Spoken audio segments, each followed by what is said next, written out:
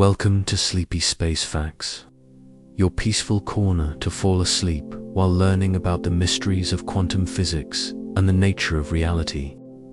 In tonight's calm journey, we'll explore how particles appear and disappear, how energy becomes matter, and why the universe might be stranger than any dream. Let curiosity guide you into rest as we drift through the quiet science that shapes everything around us, even the space between your thoughts. If you enjoy these calm explorations and wish to hear more, a simple like or subscribe truly helps this sleepy little channel float along. And for those already subscribed, thank you. Your support means more than you might realize. Now, I'll try not to make tonight's topic so fascinating that it keeps you awake. But if it does, at least you'll come away with a deeper sense of why particles sometimes act like waves, and why reality itself seems to hesitate until someone looks. A small price to pay for a thoughtful night. So, let's begin. What is quantum physics, and why does it so often sound as though the universe is making things up as it goes? The world we know, the one we can see and touch, feels solid and predictable. Drop a teacup and it falls. Flip a coin and it lands. Close your eyes and the moon remains. Yet in the early 20th century, scientists began to look closer, much closer. And the deeper they peered into matter's inner workings, the stranger it became. Light, they discovered, could behave both like a wave and a particle.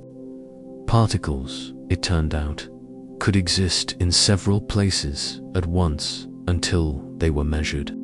And the act of observing something didn't merely reveal what was already there, it appeared to change it. This wasn't a fluke of bad data or fuzzy instruments. It was real, reproducible, and it shattered the tidy laws of classical physics that had ruled for centuries. Quantum physics wasn't simply a new branch of science. It was a new way of seeing reality, a world where certainty is replaced by probability and cause does not always precede effect in the way we expect. In this video, we'll drift softly through that world. There's no need to grasp every equation or memorize every name.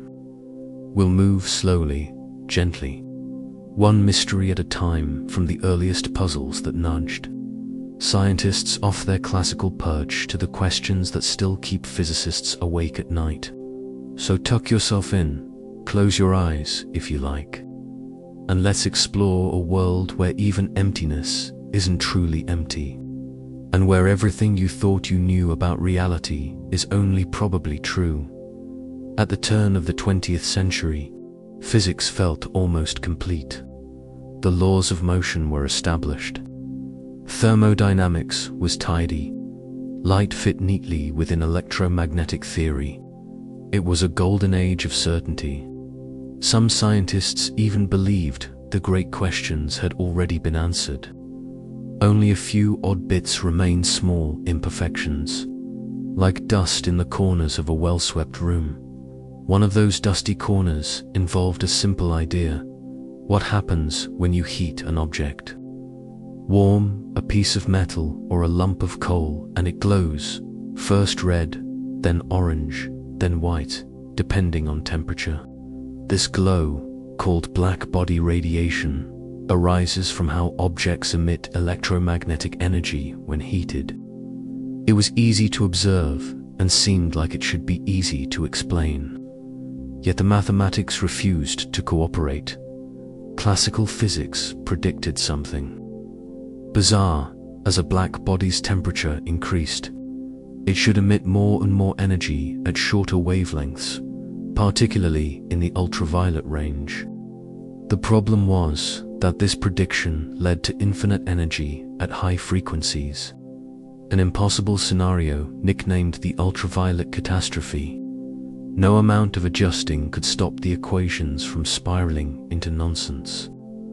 Reality simply didn't match the math. Something was missing. Enter Max Planck. In 1899, Planck, a careful German theoretical physicist, wasn't known for rebellion.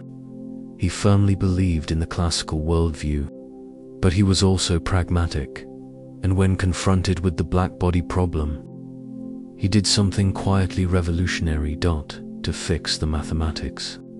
Planck proposed a strange idea. What if energy couldn't be emitted in arbitrary amounts? What if it came only in tiny, indivisible packets like coins that cannot be split? These packets would represent the smallest possible units of energy. He called them quanta. This was a dramatic shift from the smooth, continuous view of energy held by classical physics. Instead of flowing freely, energy would arrive in step-steiny jumps depending on the radiation's frequency. Planck even introduced a constant now called Planck's constant to describe the size of these energy packets. It was unimaginably small, yet mathematically elegant. When he inserted it into his equations, something remarkable happened. The infinite energy problem vanished. The equations worked, matching the real world. Planck had solved the ultraviolet catastrophe, and yet he didn't quite believe it. He described his fix as a mathematical trick, a clever patch rather than a glimpse of nature's true workings. He assumed future scientists would find a better explanation that didn't require such peculiar assumptions. Quantization to him was temporary, not fundamental. What he couldn't have known was that his trick would become the cornerstone of an entirely new way of thinking. The idea that energy comes in discrete packets laid the foundation for quantum theory, a theory that would soon unravel much of what classical physics had taken for granted. It's easy to look back and see this as the moment everything changed, but at the time, it felt more like an odd side note than a revolution. Planck hadn't set out to rewrite reality. He simply wanted his equations to make sense. Yet in introducing quantization, he had lit the first spark in a slow-burning fire that would reshape our understanding of light, matter, and the nature of existence itself. This humble beginning, tucked into a quiet paper published in 19, carried no grand declarations, just a constant, a new way of thinking about energy, and a curious fix for a stubborn problem. From that point on, physics would never again feel truly complete. By the early 1900s, light seemed well understood. Thanks to James Clerk Maxwell's equations, scientists knew it behaved like a woven, elegant ripple through the electromagnetic field. It bent, bounced, diffracted, and interfered just as waves should. And after Max Planck's quiet introduction of energy quanta, most assumed things would soon settle into a new normal. But then came a riddle involving metal, light, and a surprising refusal to cooperate: the photoelectric effect.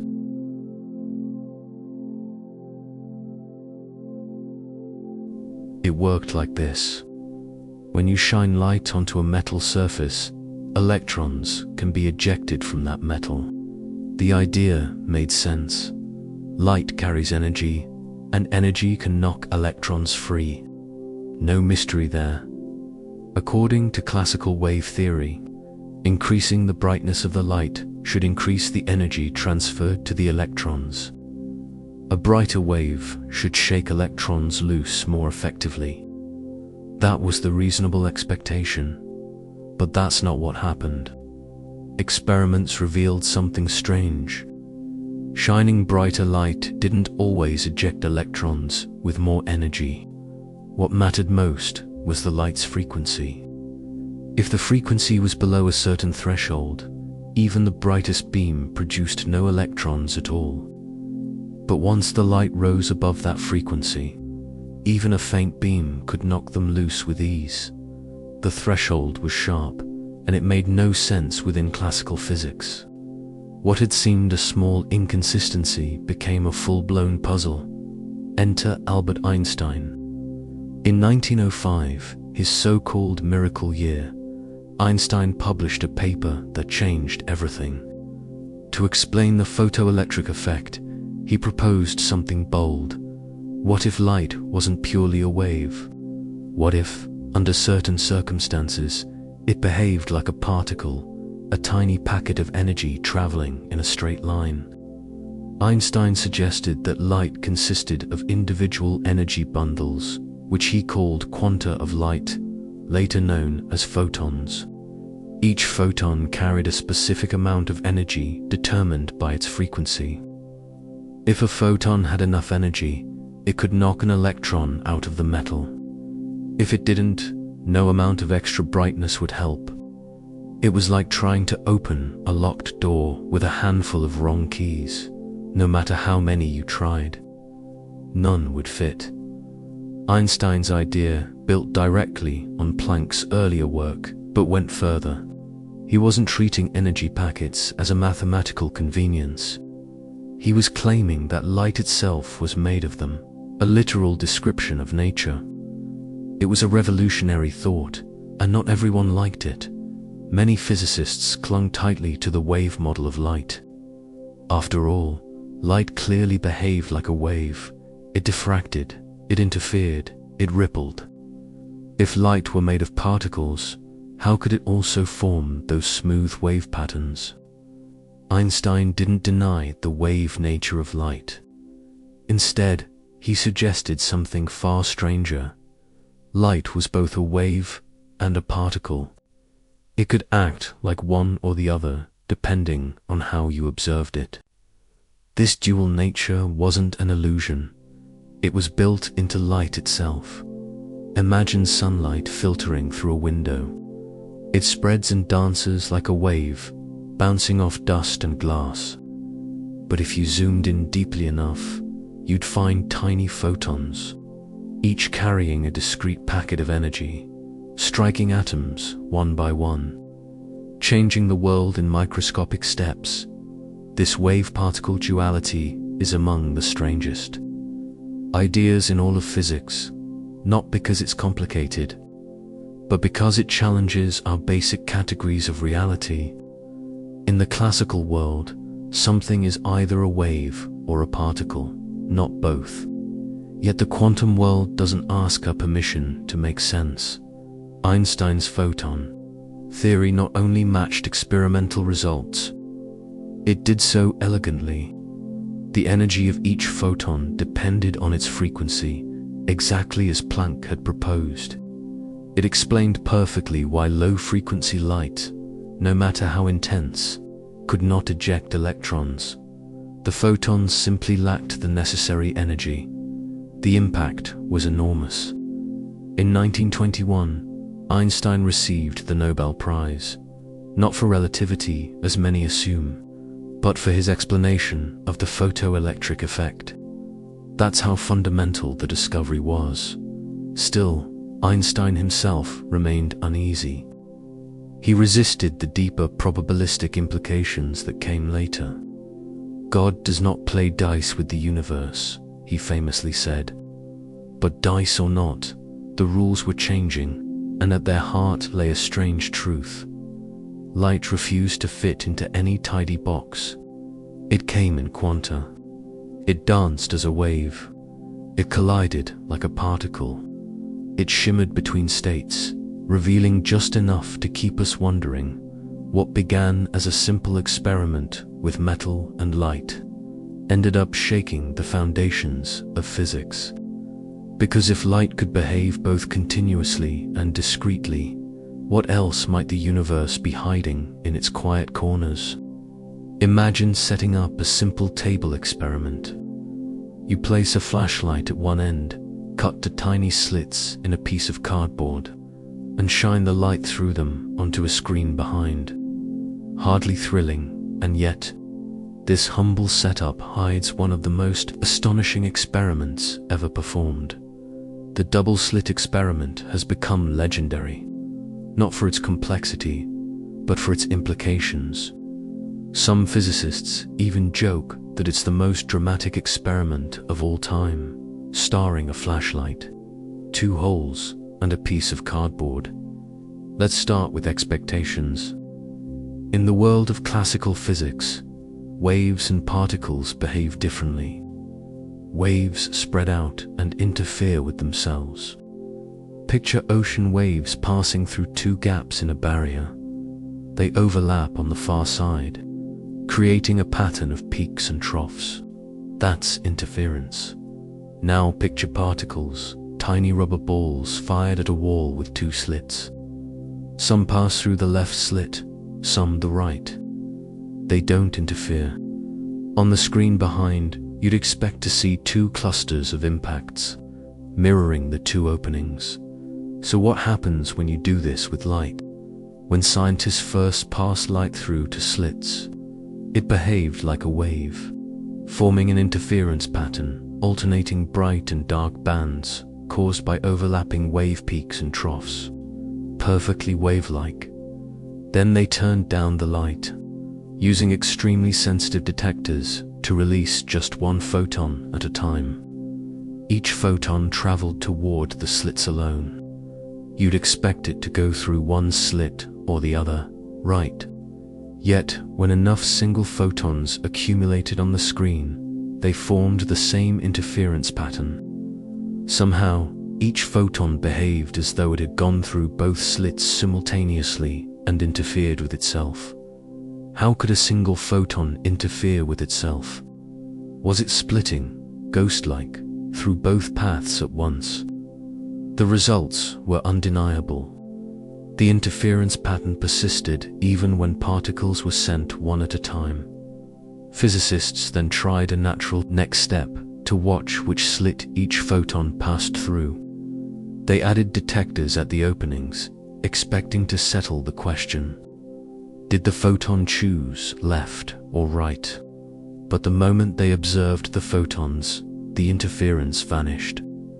The pattern collapsed into two neat bands, just as if the photons were classical particles again. Simply observing forced each photon to decide. Turn off the detectors, and the interference returned. Turn them on again, and it disappeared. It was as if the very act of measurement compelled reality to choose. The experimenters weren't disturbing the photons. The equipment was passive. It was the knowledge itself that seemed to matter. Reality, it seemed, cared whether it was being watched. This wasn't a one-off quirk. The double-slit experiment has been repeated countless times with photons, electrons, even large molecules made of hundreds of atoms, and always with the same results. Left unobserved, the particles behave like waves, forming interference patterns. Observed, they act like solid particles. The implications were staggering. The experiment sits at the heart of quantum physics because it refuses to fit any comfortable logic. It suggests that on the smaller scales, particles do not follow strict paths. They exist as a spread of possibilities, a shimmering cloud of potential outcomes. Only when we measure them do those possibilities collapse into something definite. Some scientists picture this as a wave that splits and others see it as a cloud of probability. And still others, those in the many worlds camp, imagine each possible path branching into its own universe. Whatever the interpretation, the fact remains. Until observed, a quantum object does not commit to a single reality.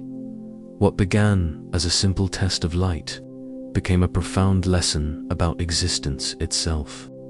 The universe, it turns out, is not a clockwork mechanism, but a living tapestry woven from possibilities, and it seems to respond in curious ways to our gaze. With two slits, a beam of light, and a screen, we discovered that the cosmos winks at us when we're not looking and stands still when we are.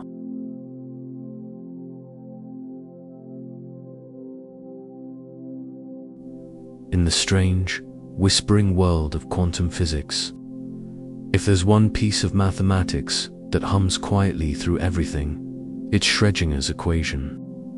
Don't worry, this isn't going to be a math lecture. No one lies awake dreaming of partial differential equations. But this equation is different. It's not just symbols on a chalkboard.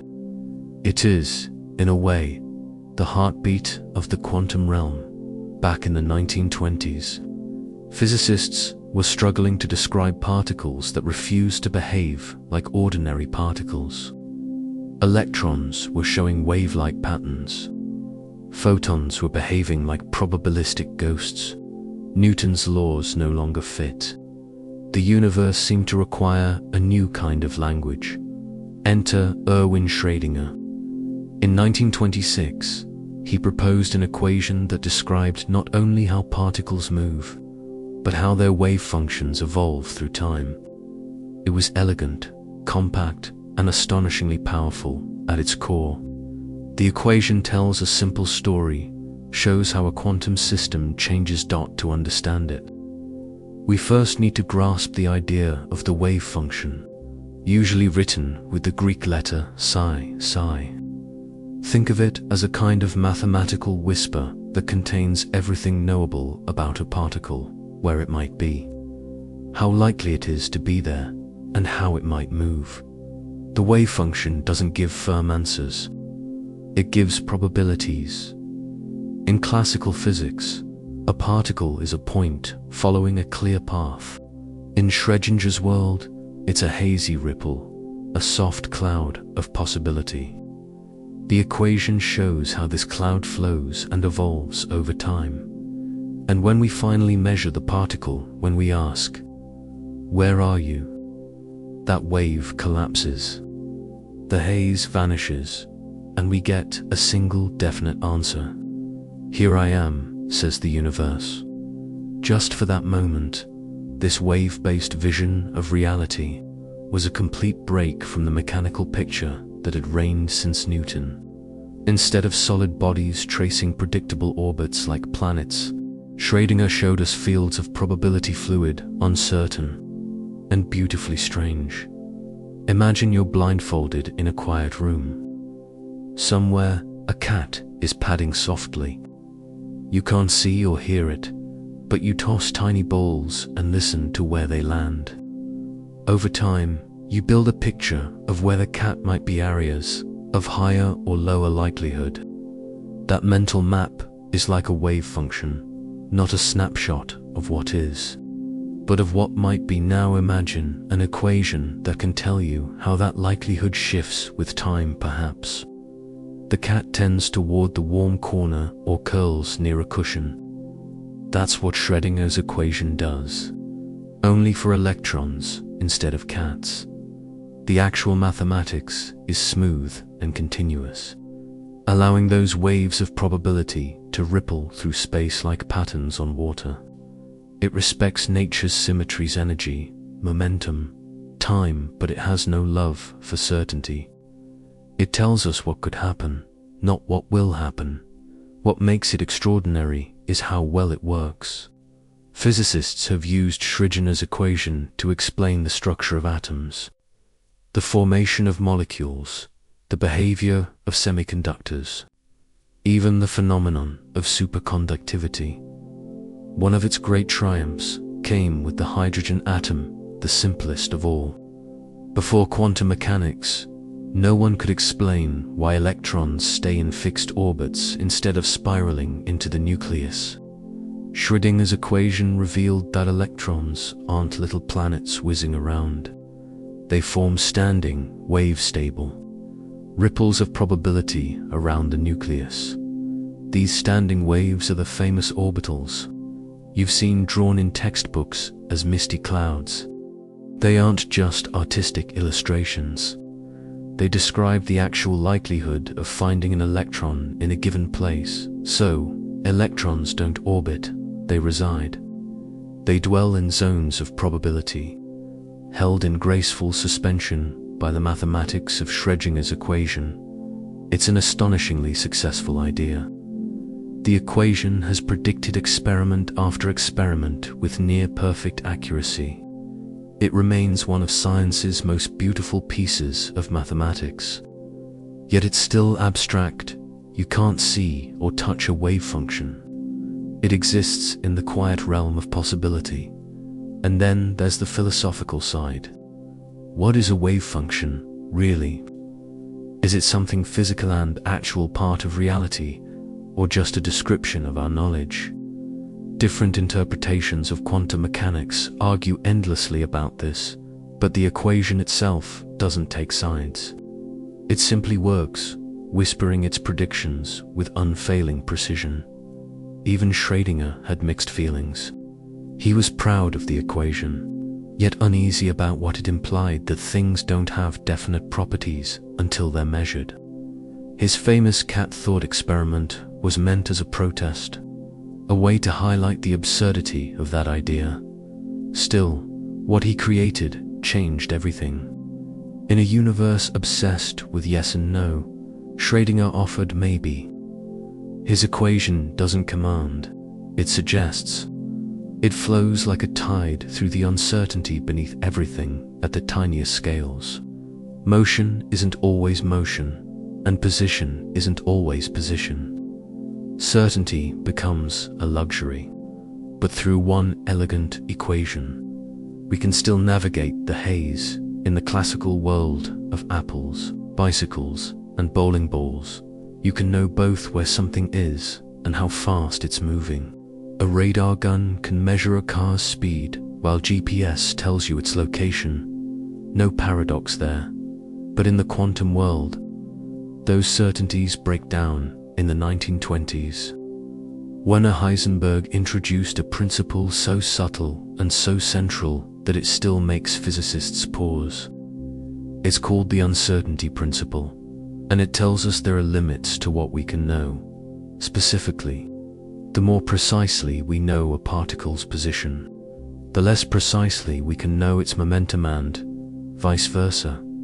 At first glance, it sounds absurd. If you see a train pulling into a station, you know where it is and how fast it's going. Why should that ever fail? But at the quantum scale, the universe doesn't allow that level of clarity. The uncertainty isn't a flaw in our instruments, it's built into reality itself. Imagine trying to observe an electron. To see it, you shine light on it. But light is made of photons, and photons carry energy. When one hits the electron, it changes its motion.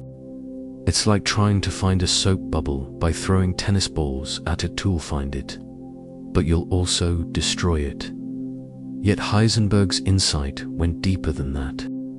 Even with a perfect, non-intrusive measurement, the uncertainty would remain. It isn't caused by disturbance, it's part of the quantum fabric at its heart. The principle comes from the wave nature of particles. A particle isn't a point, it's a wave spread through space. You can locate a wave crest roughly, but you can't define its momentum exactly at the same time. Make the wave shorter and sharper to fix its position, and its momentum becomes wildly uncertain. It's a cosmic trade-off that no one can escape. The product of these uncertainties, position and momentum, is always greater than or equal to a tiny constant, Planck's constant divided by 4 pi. It's a small number, so in everyday life we never notice it. But for electrons and atoms, it shapes everything. Try to confine a particle too tightly, and it rebels. The narrower you squeeze its position, the more chaotic its momentum becomes. Nature refuses to be pinned down. One way to picture it is like holding mist in your hands. The tighter you squeeze, the less you have. Loosen your grip, and it lingers. That's uncertainty, not chaos, but graceful ambiguity. It's not a flaw. It's what gives the universe texture. It prevents atoms from collapsing. If an electron could sit still inside a nucleus, its position would be known perfectly. Forcing its momentum to be infinitely uncertain, impossible. So, uncertainty holds atoms together, making stability itself a quantum gift. This principle extends beyond position and momentum. It applies to energy and time, angular momentum and orientation everywhere in the quantum realm. It's a universal truth written into existence. And while it sounds frustrating, it's also strangely comforting. It reminds us that knowledge has limits not because we fail to measure carefully enough, but because reality itself is softly blurred at the edges. It invites us to make peace with not knowing, to sit quietly within the gentle fog of possibility. In our everyday experience, things are usually one way or another. A coin lands heads or tails. A light switch is on or off. Your tea is hot or cold, though sometimes questionably lukewarm. But in the quantum world, this tidy division collapses completely. Objects at the smallest scales don't always choose a side. They can hover in a strange in-between, a blend of all possible outcomes. This is the realm of quantum, superposition. To picture it, imagine flipping a coin. In the classical world, once it leaves your hand, it spins through the air. Already determined as heads or tails, it's just hidden from you until it lands. In the quantum world, the coin isn't secretly one or the other. It's both.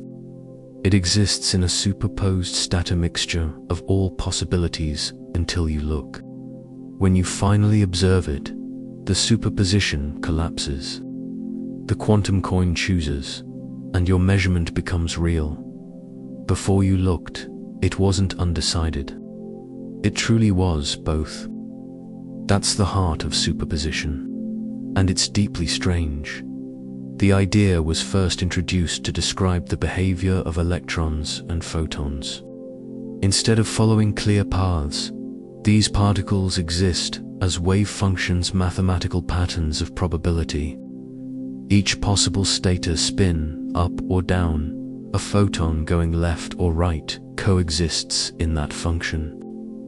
All the possibilities live side by side until a measurement selects one. You might imagine it as a foggy landscape of outcomes.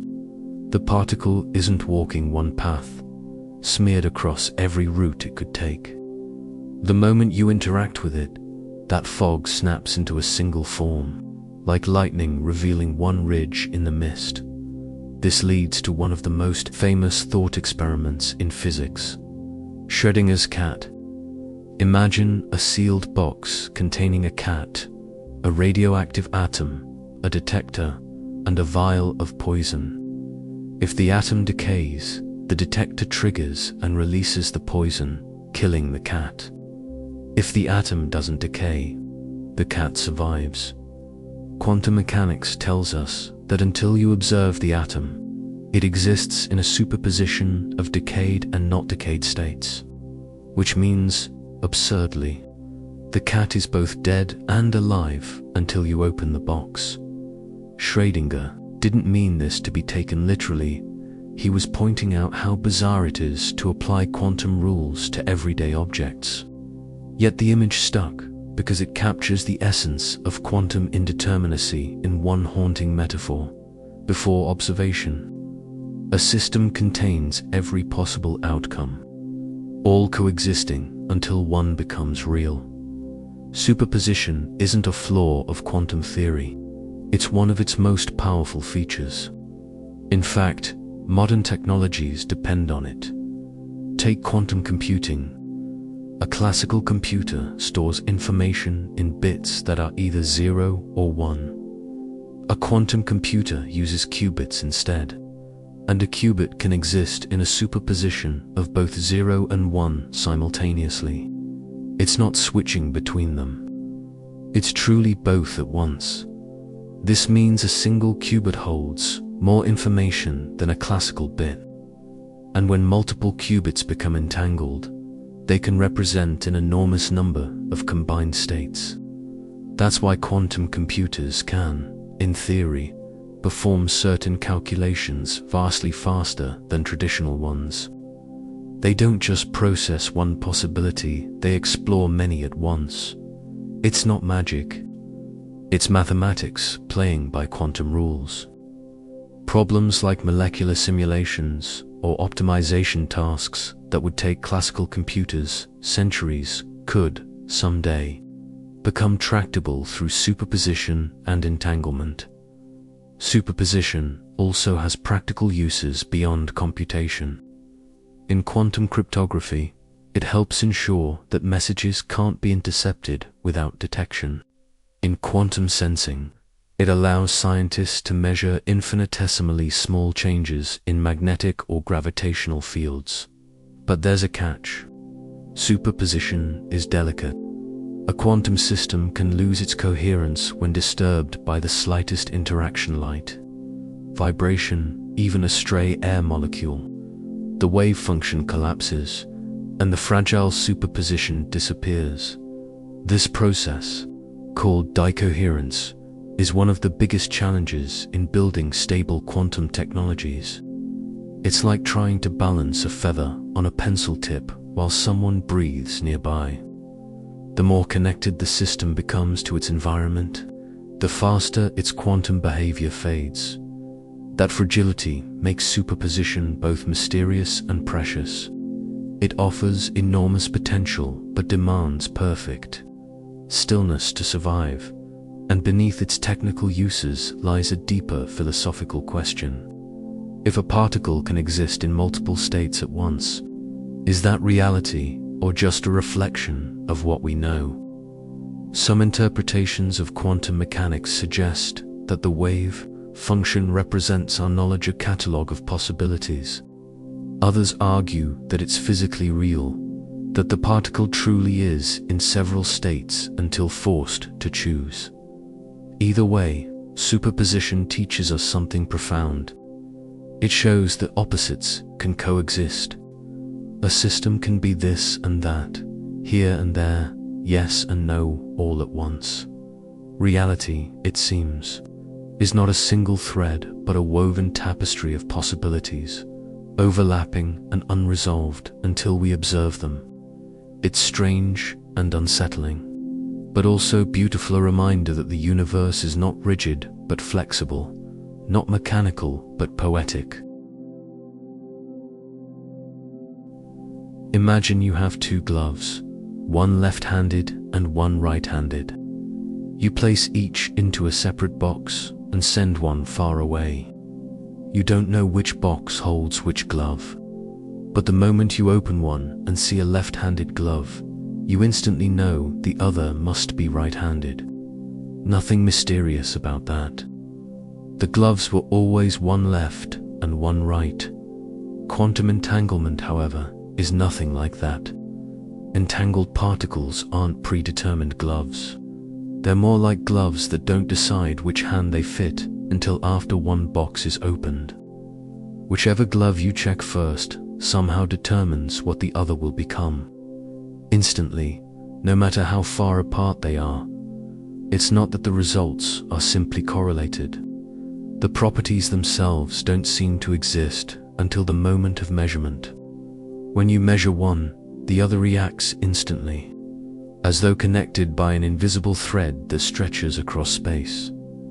This is quantum entanglement, one of the strangest, most baffling features of the quantum world.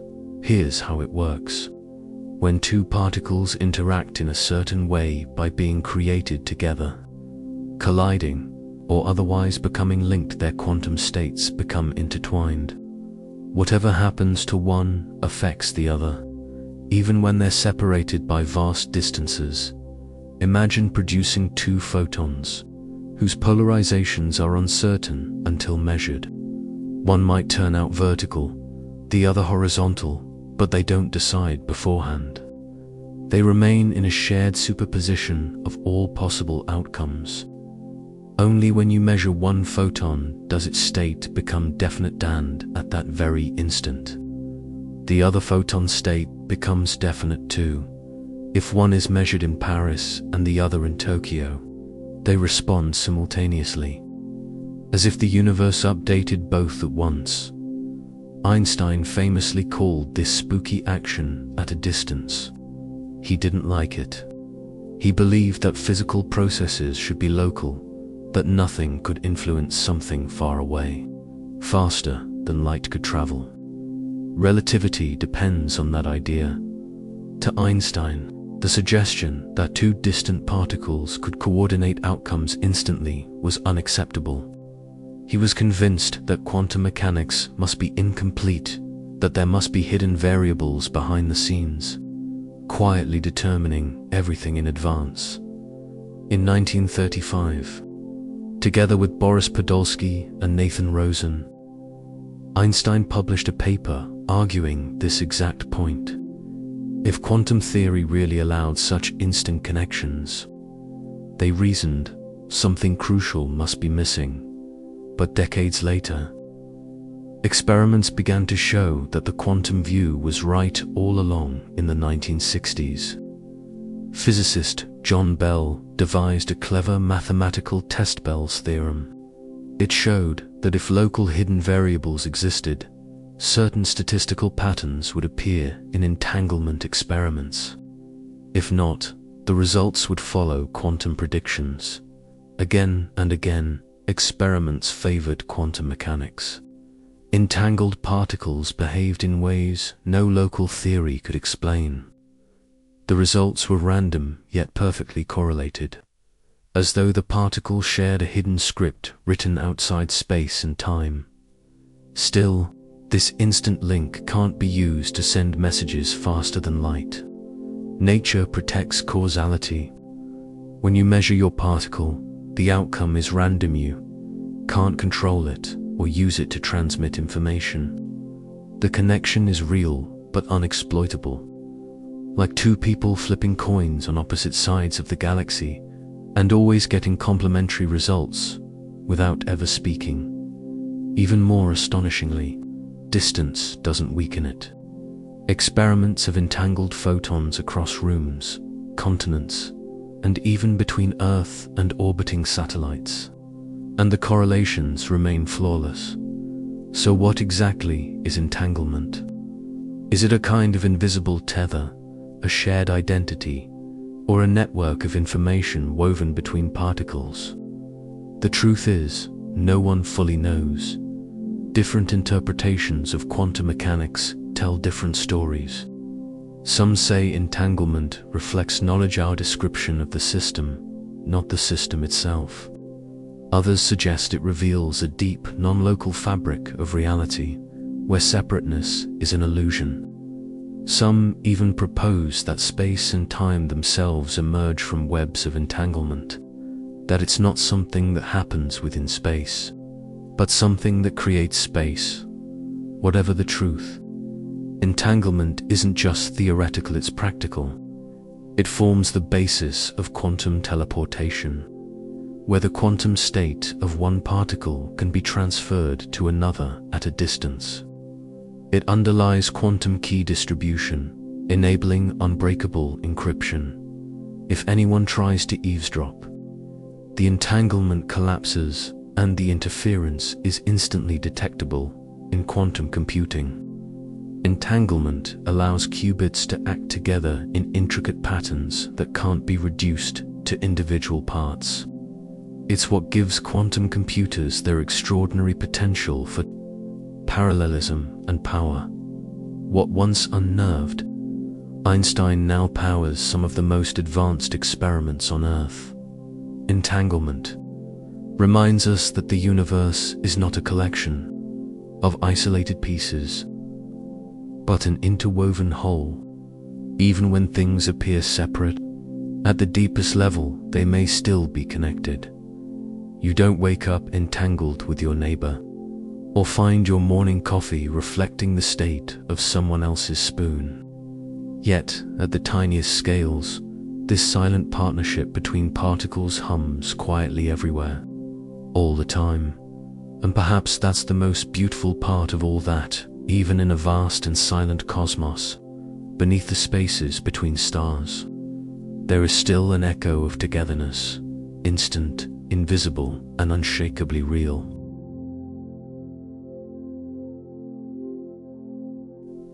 There are few animals in science more famous than Schrödinger's cat. This curious creature has become the unofficial mascot of quantum physics. Thought experiment so peculiar that it's often mistaken for a joke. In a way, it was. Schrödinger never intended it to be taken literally. Yet, like all good metaphors, it touches something deep and uncomfortable at the heart of quantum theory. The story begins in the 1930s, when physicists were struggling to understand what quantum mechanics really meant. The math worked perfectly, the predictions were exact, but the interpretation was puzzling. What did it say about the world? Was the wave function a real, physical thing? Did particles truly exist in multiple states until they were measured? Or was the wave function just a mathematical tool for calculating outcomes? Erwin Schrödinger, already renowned for his beautiful equation, was skeptical of how far some physicists had pushed the idea of superposition, especially when it came to measurement. In his view, it made little sense to treat large, everyday objects as though they followed the same strange rules as electrons. So he posed a dark, playful question. What would happen if you scaled that weirdness up to something you could actually hold a living cat? Imagine a sealed box. Inside is a cat, a single radioactive atom, a Geiger counter, a vial of poison, and a trigger mechanism. If the atom decays a random event, according to quantum theory, the counter detects it. The trigger releases the poison, and the cat dies. If the atom doesn't decay, the cat lives. Here's the twist.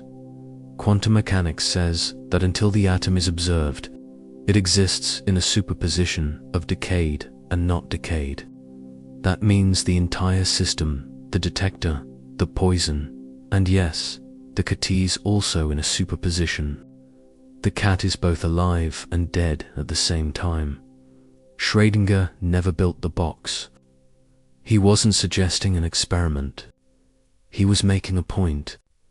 He found it absurd to imagine that a cat, a warm, purring, very real creature, could exist in such a blurry state. His thought experiment was meant as a critique, not a proposal. And yet, the idea caught on. It distilled the weirdness of quantum mechanics into a single, unforgettable image. A cat that's both alive and dead until you look. It perfectly illustrates the problem of measurement, the gap between the smooth, evolving wave function and the definite outcomes we actually see. In quantum mechanics, observation plays a special role. Before you measure a system, it exists in a cloud of possibilities, each encoded in the wave function. The instant you interact with it by measuring, detecting, or even just obtaining information, the wave collapses. One possibility becomes real. The rest vanish. But what counts as a measurement? Is it the presence of a conscious observer, a mechanical detector, or simply any interaction with the environment? Different interpretations give different answers, and that uncertainty is exactly what makes Schrödinger's cat so haunting. It forces us to ask where, if anywhere, the boundary between quantum and classical really lies. The Copenhagen interpretation, favored by Niels Bohr and Werner Heisenberg, says that asking what happens before observation is meaningless. The cat isn't secretly alive or dead, it simply doesn't have a definite state until we open the box. Measurement doesn't reveal reality. It creates it. Other physicists preferred the many worlds interpretation, which avoids collapse entirely. In that view, when you open the box, the universe splits. In one branch, the cat lives. In another, it dies. Both outcomes are real, each unfolding in its own separate world. You just experience one of them. A third perspective, decoherence theory argues. that the cat isn't truly both alive and dead, just entangled with its environment in a way that makes its quantum behavior invisible. The superposition still exists in principle, but it's spread across so many degrees of freedom that we can't observe it. Each interpretation carries its own philosophical weight, but all agree on one thing: quantum systems do not behave like miniature classical ones. They don't sit passively, waiting to be discovered. They evolve as clouds of probability, branching and merging in ways that defy common sense. So what does this mean for the cat?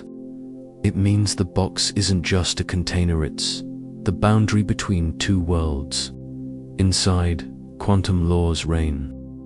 Outside, we see definite outcomes. Somewhere in between lies the transition from possibility to reality. That's why Schrödinger's cat endures. It's not about life and death, it's about knowledge. It asks what it means to know something when knowing itself changes the outcome. It challenges us to question whether reality exists independently of observation, or whether, in some subtle way, we help shape it by looking. And perhaps the most unsettling question of all: if opening the box collapses the cat's wave function, what collapses ours? Where does the chain of observation end? Are we, too, part of the system, caught in our own quantum superpositions, until someone or something looks at us? Schrödinger's cat wasn't meant to be comforting. It was a mirror held up to the mystery of existence, a reminder that certainty is rare, clarity is conditional, and sometimes the universe waits for us to peek inside the box. In the everyday world, walls behave predictably. If you throw a tennis ball at one and it doesn't have enough energy to pass through, it bounces back. Simple, solid, and obedient to classical physics. But in the quantum world, predictability takes a curious turn.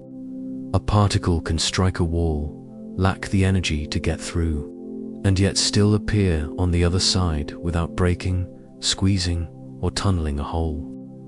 It simply shows up there, as if the barrier were not entirely real.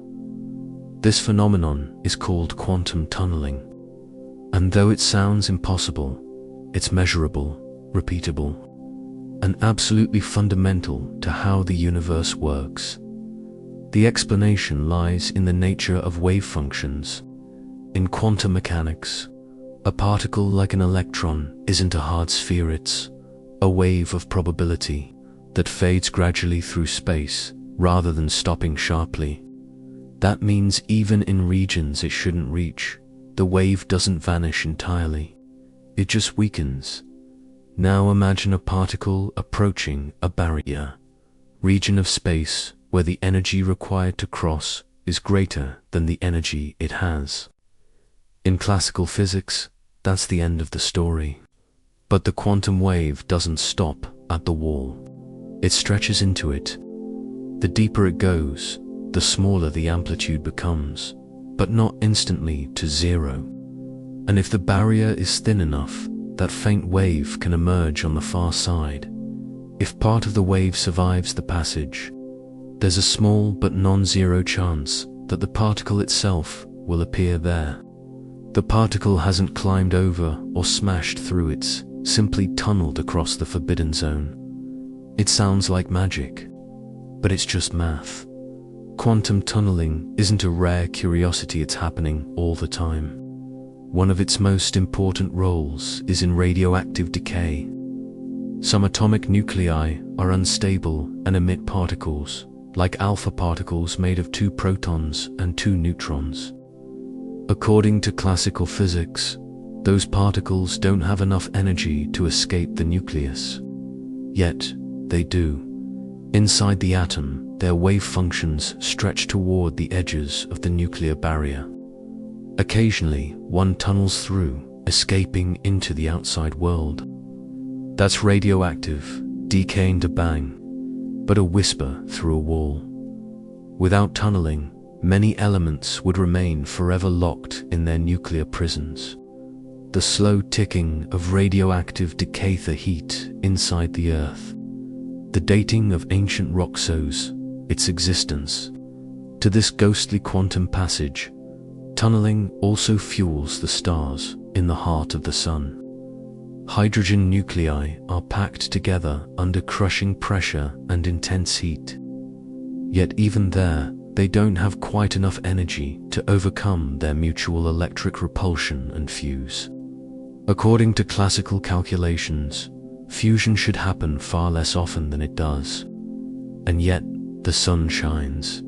Quantum tunneling provides the answer. The protons' wave functions overlap. And though the chance of one tunneling through the repulsive barrier is tiny, the number of collisions is so immense that fusion proceeds steadily. The stars burn because particles can do the impossible. Here on Earth, tunneling plays a quiet role in technology. The scanning tunneling microscope, one of the most precise instruments ever built, does it too. Map surfaces atom by atom. A sharp metal tip is brought extremely close to a surface, just a few nanometers away. At that distance, electrons can tunnel across the gap, creating a faint current. By measuring that current, scientists can reconstruct a detailed image of the surface without ever touching it. It's a kind of quantum sight, vision through proximity. Tunneling also appears in electronics. In some components, like tunnel diodes and quantum dots, it's not a nuisance but a feature. Yet, as transistors become smaller and smaller, tunneling becomes a challenge. At nanometer scales, electrons can slip through barriers that were once impenetrable, leaking current where none should flow. The walls in our circuitry, once solid, are beginning to blur. That presents both a problem and an opportunity. It makes classical devices harder to control, but it also opens doors for quantum technologies that harness tunneling rather than fight it at its heart.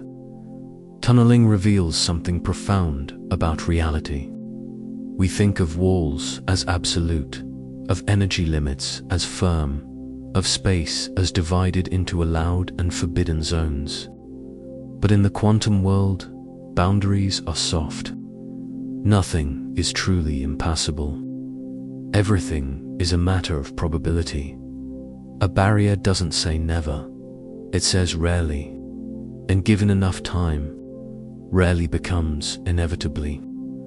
Because of tunneling, particles are never entirely confined. They can drift, leak, appear, and vanish in ways that remind us the universe is not made of rigid edges, but of gentle gradients and shifting likelihoods. The tennis ball still bounces back from the wall, but the electron, the photon, or the alpha particle may glance at that same wall and quietly decide to pass through, and somehow nature lets them. One of the quiet revolutions of the 20th century was the realization that everything matter, energy, light, and even the vacuum can be described as fields. What we think of as particles are simply localized excitations, tiny ripples in these fields that spread throughout all of space. This framework is called quantum field theory, or QFT, and it's the most successful description of the universe humanity has ever built. It unites the strange rules of quantum mechanics with the continuous fabric of fields that fill reality. In classical physics, a field is something like a weather mapper, smooth distribution of values spread across space. For instance, a magnetic field has strength and direction everywhere. It can push on a compass needle or guide charged particles, but it's not a solid object. It's a pattern. Quantum field theory takes this concept and makes it fundamental. Instead of thinking of particles as little dots moving through empty space, QFT treats space itself as filled with invisible fields. Every type of particle has its own field, an electron field, a photon field, a quark field, a neutrino field. Wherever there's an electron, it's not a tiny billiard ball, it's a vibration, a localized bump in the electron field. When that vibration moves, interacts, or transfers energy, we perceive it as a particle flying around. The photon, the particle of light, is just an excitation in the electromagnetic field. So, in this picture, reality isn't made of things, but of ripples. The beauty of this idea lies in its consistency. The interactions we see, like an electron absorbing a photon, simply fields touching, exchanging energy, and returning to calm. When one field wiggles, another responds. Out of that mutual trembling arise all the forces of nature. Quantum field theory also redefined the meaning of the vacuum. In QFT, the vacuum isn't an empty background, but the lowest energy state of all fields. Even at that minimum, they never stay perfectly still, they oscillate, fluctuate, and interact with one another. This restless motion produces observable effects, from the Lamb shift in atoms to the Casimir force between plates. One of the triumphs of QFT is quantum electrodynamics, QED, the field theory of light and matter, developed by Richard Feynman, Julian Schwinger, and Sinatiro. It explains how electrons and photons interact with astonishing precision. The theory's predictions are so accurate that when scientists compare calculations to measurements, such as the magnetic moment of the electron, they agree to more than 10 decimal places. It's often called the most precisely tested theory in science. QED uses elegant tools like Feynman diagrams, those curious sketches of lines and loops that map the probabilities of particles interacting. Each line represents a field's vibration, and each intersection of vertex marks an exchange of energy. The diagrams aren't just illustrations. They're pieces of calculable algebra that have become the language of modern physics.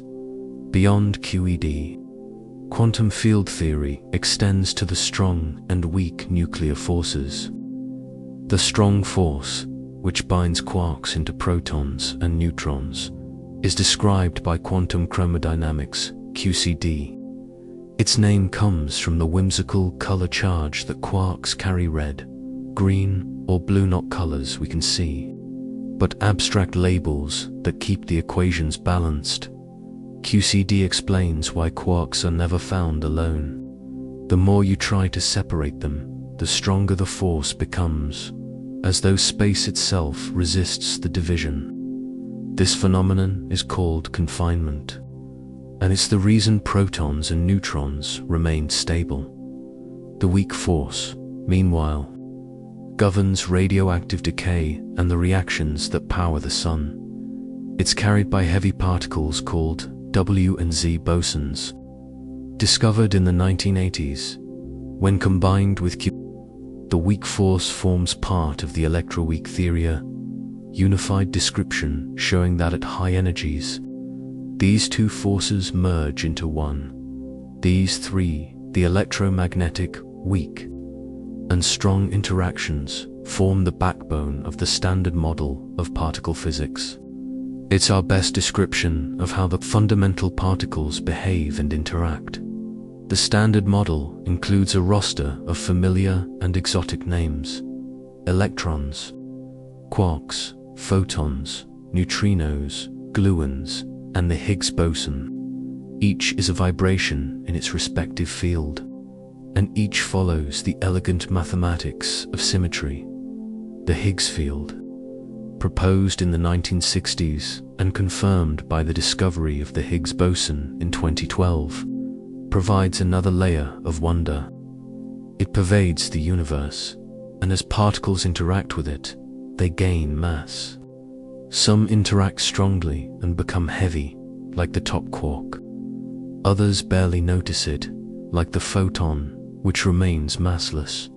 Without the Higgs field, there would be no solid matter, No atoms, no stars, only massless light racing endlessly through a featureless void. So, in QFT, mass isn't an intrinsic property.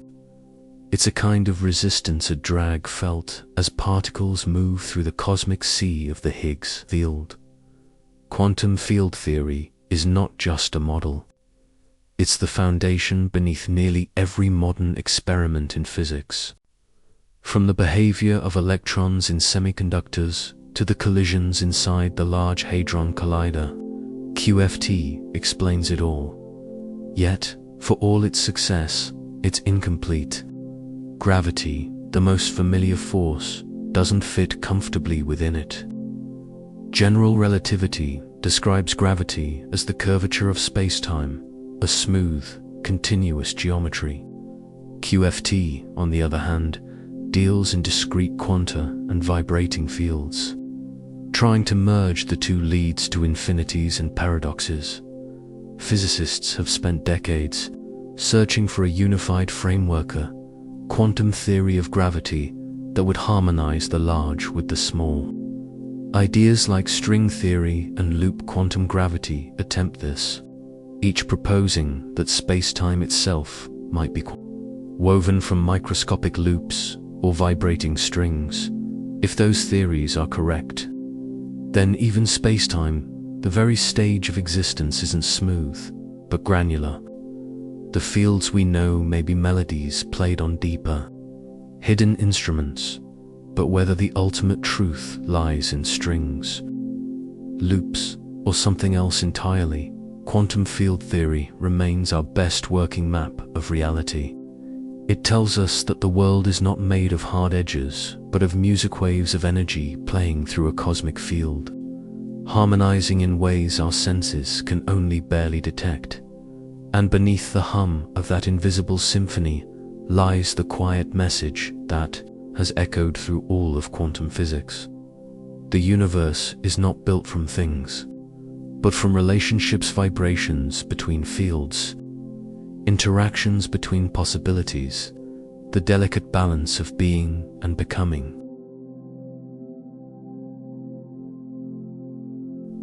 Gravity feels familiar.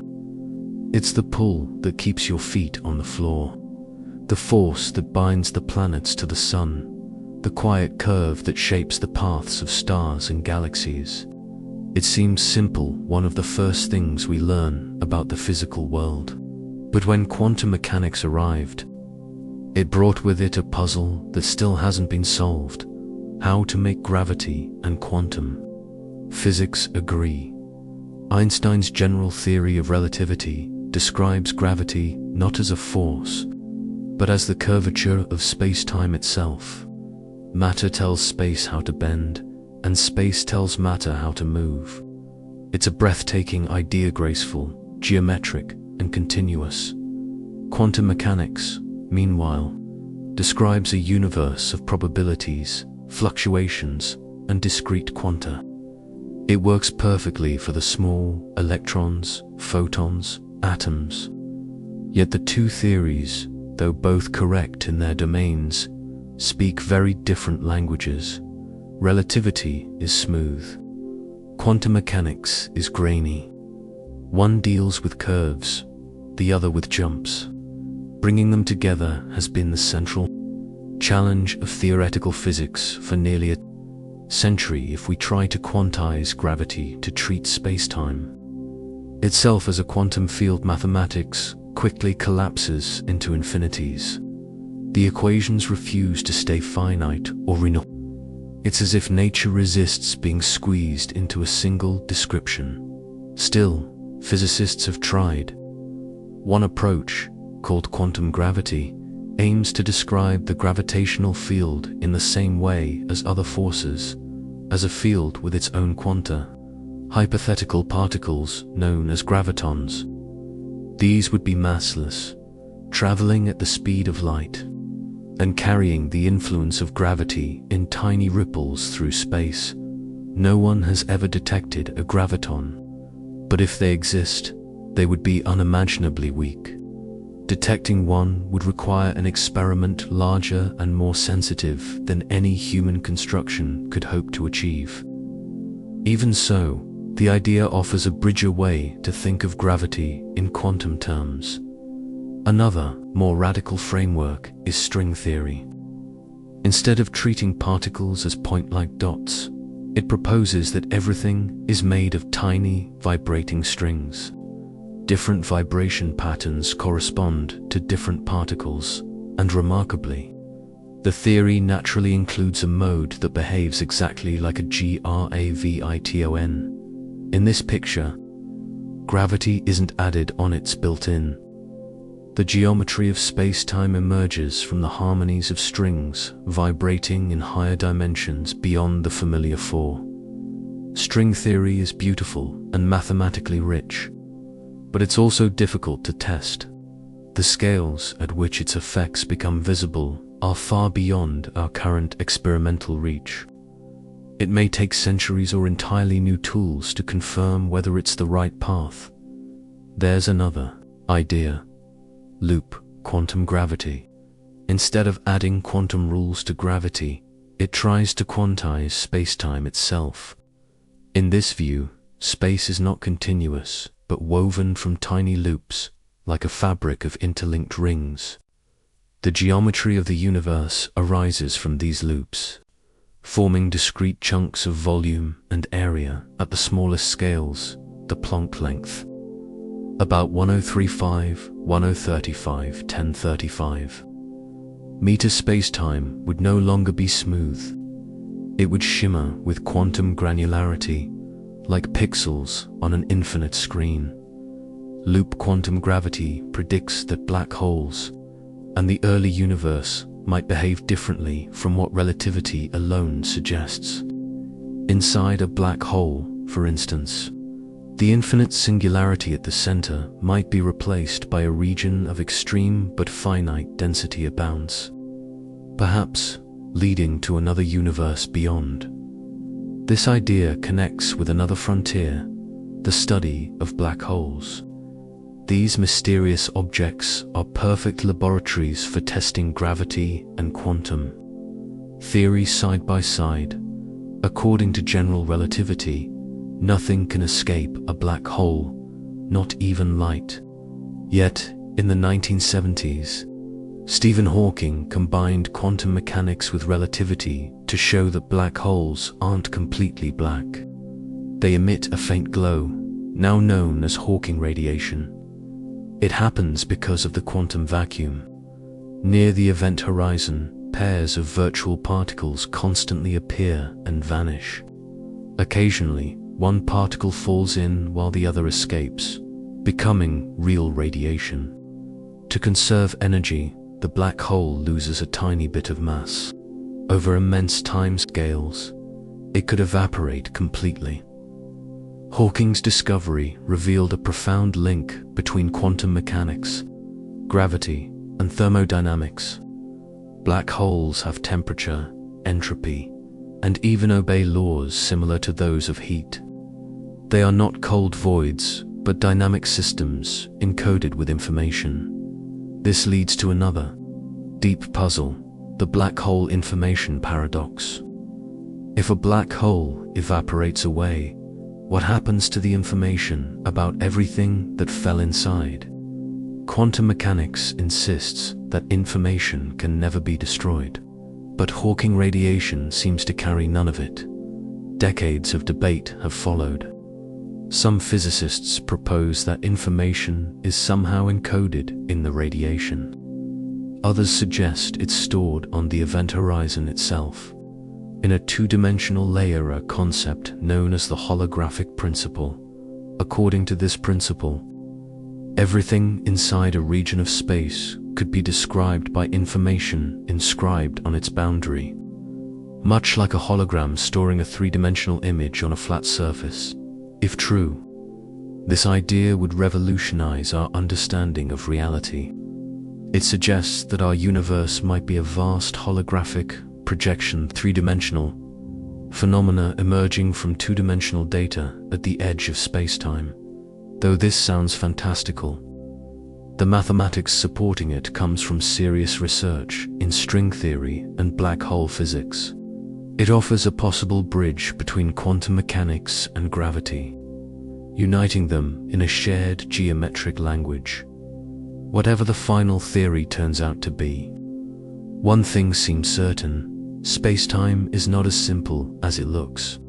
It bends, ripples, vibrates, and perhaps even emerges from deeper quantum structures we have yet to glimpse. We live within this fabric, carried along its curves, shaped by its unseen threads. To us, gravity feels gentle and familiar, but beneath its calm lies a mystery vast enough to swallow stars, and somewhere in that mystery, between the smooth and the granular, the certain and the uncertain lies the key to a unified picture of reality, still waiting for us to find it. If we step back and look at everything quantum theory has taught us so far, one truth becomes clear: the universe is far stranger and more connected than our senses suggest. Yet, somehow, all this strangeness adds up to something stable, coherent, and beautiful. The microscopic world of uncertainty builds the macroscopic world of certainty we live in. Out of waves of probability come atoms, molecules, stars, and people. The bridge between those scales, though invisible, is constant and unbroken. In quantum physics, observation plays a powerful role.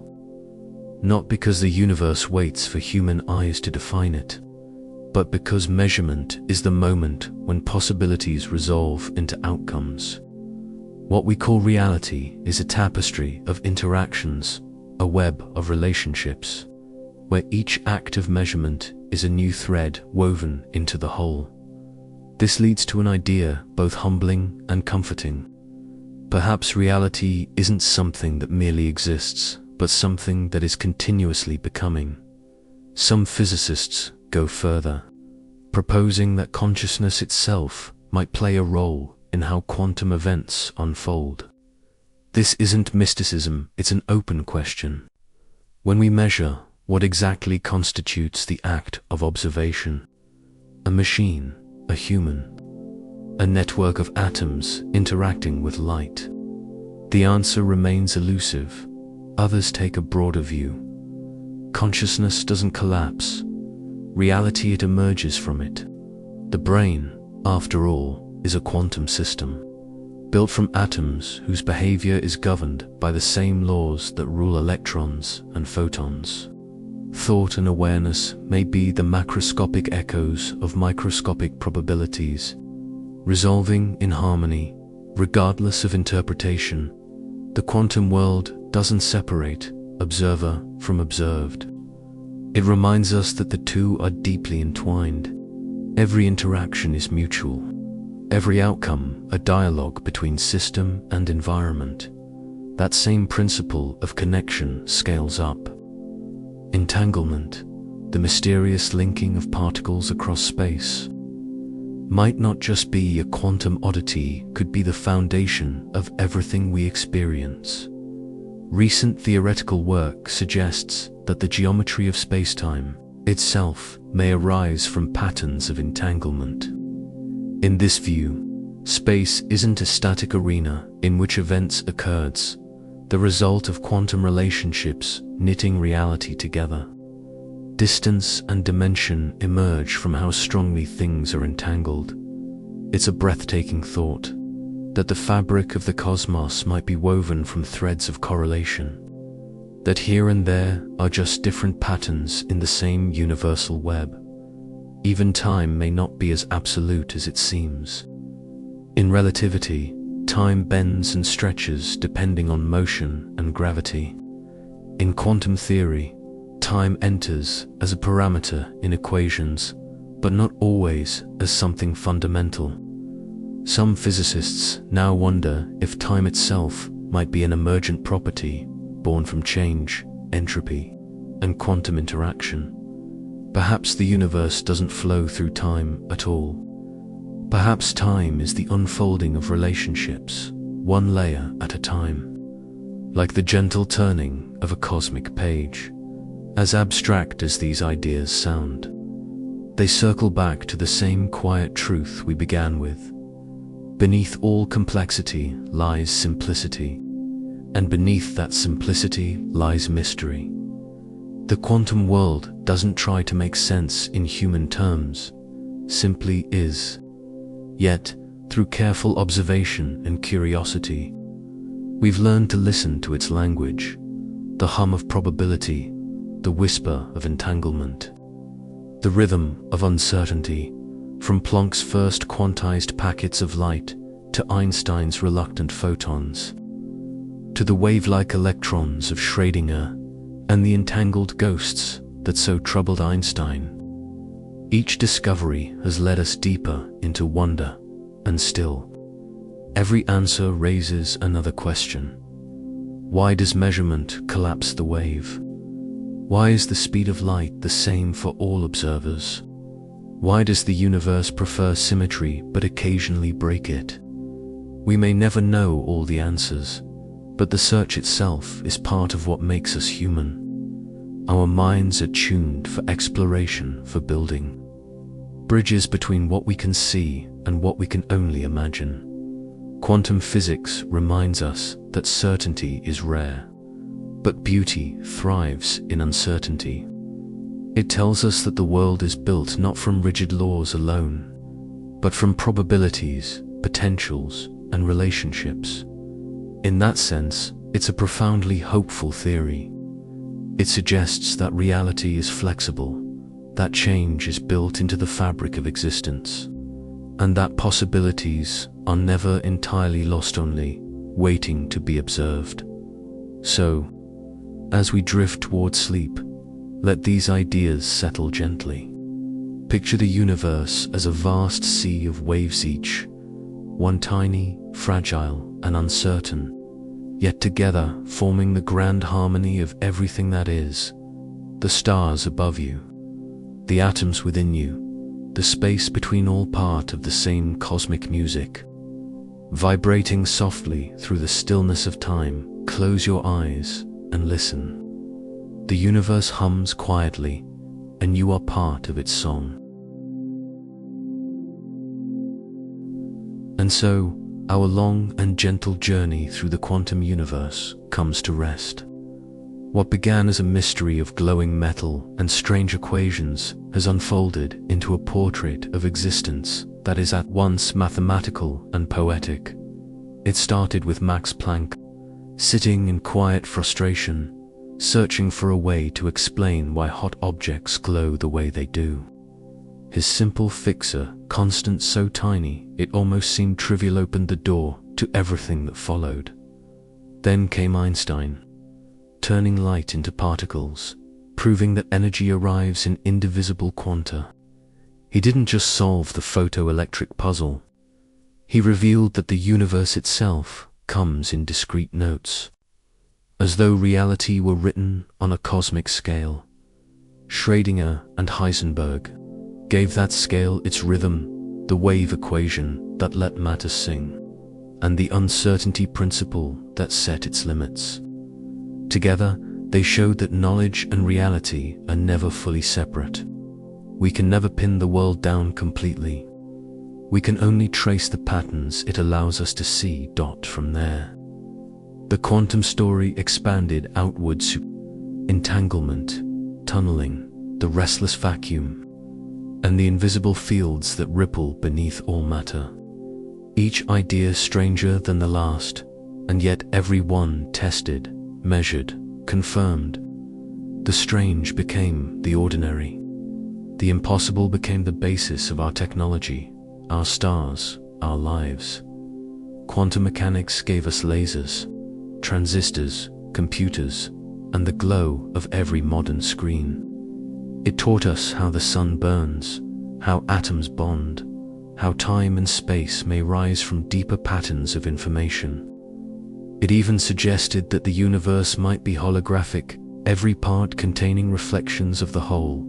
And still, after more than a century of discovery, it remains incomplete.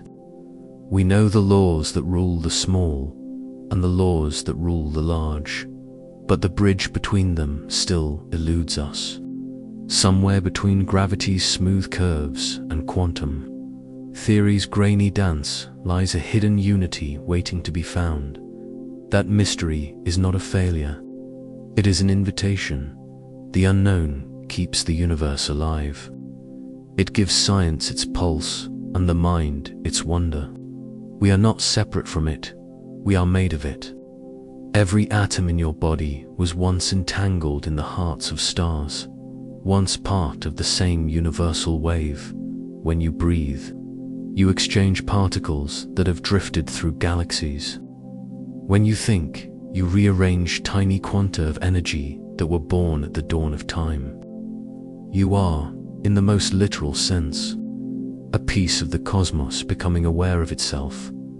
Perhaps that is what quantum physics has been whispering all along, not just that the world is uncertain, but that everything is connected, that we are woven into the same fabric of probabilities, entanglements, and fields that shape the stars, even in its deepest equations.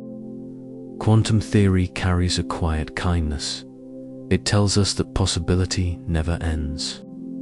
Out of uncertainty, life finds form. Out of probability, the universe finds beauty. So as the night deepens and the world grows still, imagine all those invisible waves continuing their dance, the electrons swirling, the photons gliding, the quantum foam shimmering in the dark. You are part of that dance. You always have been. Rest now within it. The universe hums softly, folding its endless questions into the calm of sleep.